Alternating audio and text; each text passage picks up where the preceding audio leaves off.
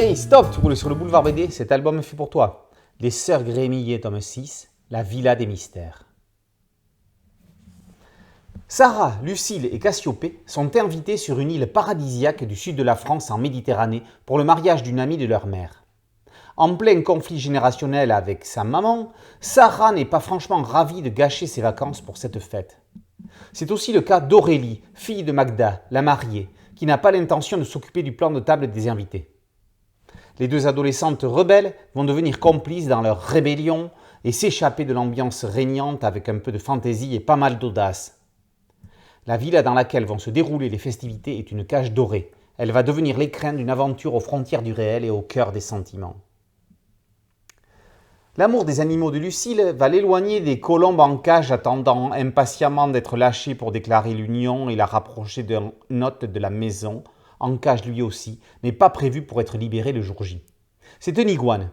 Elle le baptise Shizanaryu, qui veut dire petit dragon en japonais.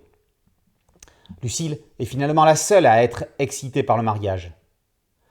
Volontaire pour trouver des citations et aphorismes romantiques, Magda l'envoie dans la petite bibliothèque du premier étage pour en rechercher.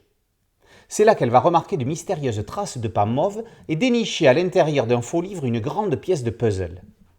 Sarah et Aurélie vont faire exactement la même découverte dans la galerie d'art de la villa, la pièce de puzzle étant cachée derrière un tableau.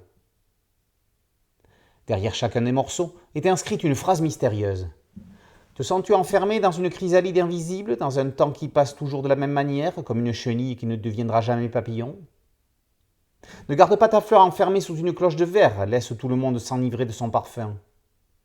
Le mystère est posé, l'aventure émotion Grémillet peut commencer, d'autant plus qu'on signale une disparition, celle de Shizanaryu. Giovanni Di Gregorio et Alessandro Barbucci signent une sublime série feel-good qui mérite le même succès que les carnets de cerises. Les Sœurs Grémillet ont la particularité d'être les héroïnes d'aventures aussi belles sur le fond que dans la forme. Di Gregorio allie mystère et émotion sur le fil du fantastique sans réellement y tomber, montrant ainsi la puissance du rêve dans la réalité.